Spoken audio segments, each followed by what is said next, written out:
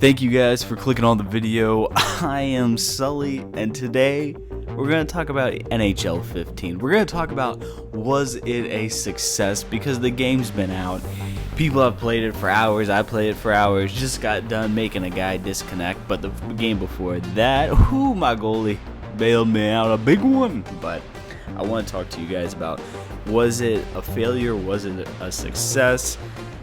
Let me just say, before I get into my thoughts, I think the gameplay is great. I think on next gen, I am so excited about the future for NHL with gameplay. I think the game is so organic to me, but it also takes some of that controlled play you sort of saw in NHL 14. It's a great blend. The only thing I would change, I'm going to make a video on it, but when you drag the puck back to the forehand and you drag it back, you sort of seem to be invincible. I'm gonna make a video on it. I wish they would change that for the future, but other than that, man, it's great. It is like hockey. It's a great blend of organic randomness and control and system play, just like the real thing. So I'm in love.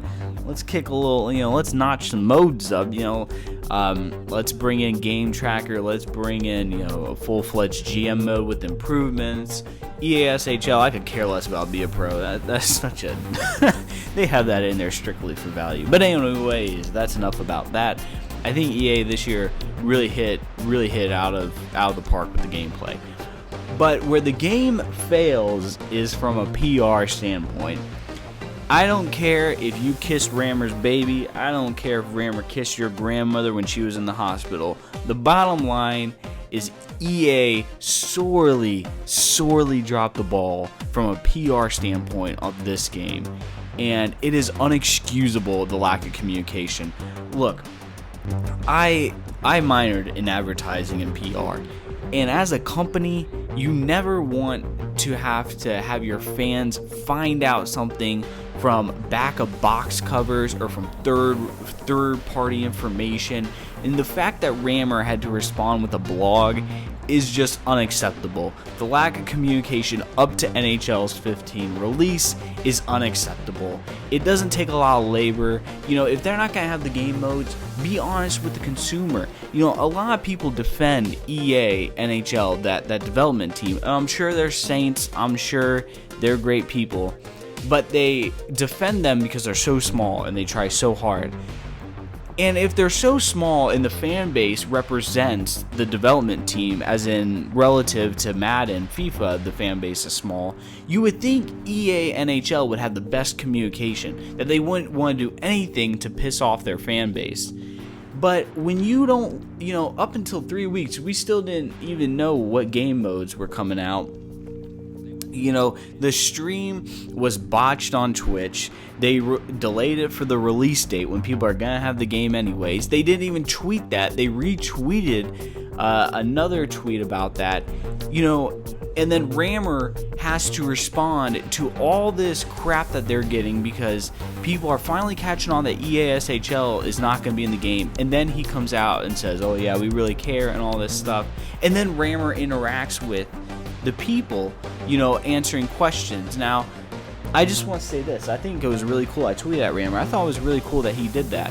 But I guarantee you that if they didn't get all that crap, he probably wouldn't be out there trying to salvage by answering questions. And it's just frustrating when people expect so little of the NHL dev team that they get excited when they're interacting with the community. It's like, if you look at COD, they do that all the time. Like, it's not a, it's not a thing that's random. And it's frustrating as a consumer. And you know what? The people at EA, I'm sure, they could give you 1,000 hut packs, and people would complain that it's not 2,000. I mean, people are going to hate you regardless or love your game. And with that mindset, they should have came out as soon as they knew. I don't know when the date was. I'm not going to waste your time speculating. But as soon as they knew that EASHL wasn't going to be in the game, they should have came out with a video, a blog, saying we care about the game mode, but this is our 3-year plan for the game. Because I'll tell you right now, from a developer standpoint, they have a 3-year plan for this game. It's not like they wait year in, year out to see what they can do. They're constantly working, and they know what they have a vision for 3 years down the line of what NHL is going to look like, and they should have laid that puppy out. And the fact that everything was reactive in their PR moves, the blog coming out, no EASHL, game modes, EASHL's trending on Twitter, and there's so much hate, and there is a huge lack of communication, which is unacceptable in today's social media world. You can't have that, especially with a small consumer fan base. And that's where I'm a little bit frustrated as a consumer to EA. They did a great job with the gameplay. I'm not gonna take anything away from that. It's just though, when people are trying to see gameplay, we're still up until like a couple weeks till the release date. We're still trying to see gameplay from shaky handy cams at events, and EA's not releasing any gameplay. It's just like the communication. And when you have such a small fan base, you really aren't in a position to piss them off, and EA's seeing that. And great for them for adding in content post-launch, but still, from a PR standpoint, you are very hard to put together a solid argument to defend EA on how they communicated with the consumer throughout this whole entire process. So I think, and another thing is I'm pretty much already bored of NHL 15 on PS4. I mean, I'm starting to regret getting it, but at the same time, I felt like I had to get it because I'm sort of done talking about EA, but I just want to talk about people who sort of, I don't know, I found this crazy and hilarious. I don't know if you guys will, but this is my last thought for this game.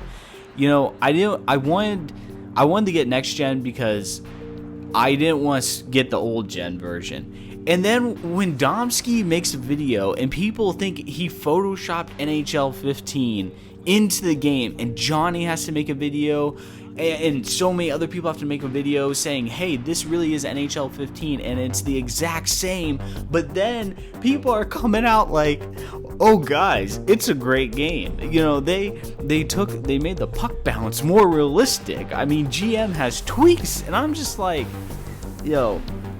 you guys are going to buy a game, you're essentially paying for 3 tweaks or 4, whatever, and people are like, oh guys, NHL 15 on 360 is great, it's good. And I'm just like, oh my gosh, I can't believe that.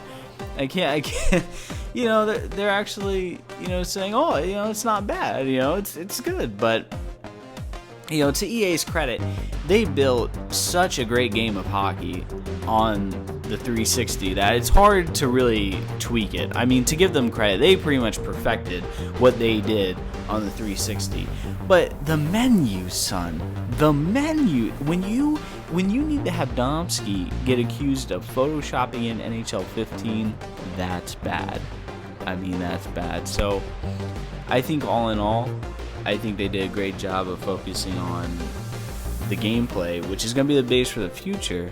But that PR department, EA, I minored in it. I mean, I could write a blog. I'm not LeBron James. I'm not going back to Cleveland, but I can help you guys out. So let me know what you guys think down below. Do you think that this year was a success overall? I think the gameplay was a success. I'm looking forward to EASHL in the future, and it better be in there because HUT does not keep my attention for a whole year. So let me know what you guys think down below. Hope you guys have a great day, and I am Sully. Take care, peace in the Middle East, and don't forget, I'm from Southeast, and we'll catch you guys later.